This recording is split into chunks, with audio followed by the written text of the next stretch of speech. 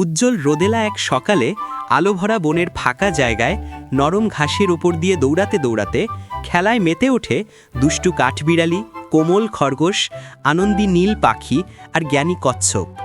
উষ্ণ দিনের আলো জলজলে সবুজ পাতার ফাঁক গলে নিচে নেমে আসে। হঠাৎ নীল পাখি দেখে গাছের শিকড়ের কাছে মাটির ভেতর আধা পোতা ছোট্ট একটা স্ফটিক। কাঠবিড়ালি মাটি ঝেড়ে পরিষ্কার করতেই ওপর থেকে নেমে আসা সূর্যের রশ্মি স্ফটিকটায় পড়েই সারা গাছের গায়ে নাচতে থাকা রংধনু আলোয় বিস্ফোরিত হয়। খরগোশ হেসে রঙিন আলোর ভেতর ঘুরতে থাকে। কচ্ছপ শান্তভাবে স্ফটিকটাকে ঠেলে একটু একটু ঘুরিয়ে দেয়, যেন আলোটা বনের প্রতিটি কোণায় পৌঁছে যায়।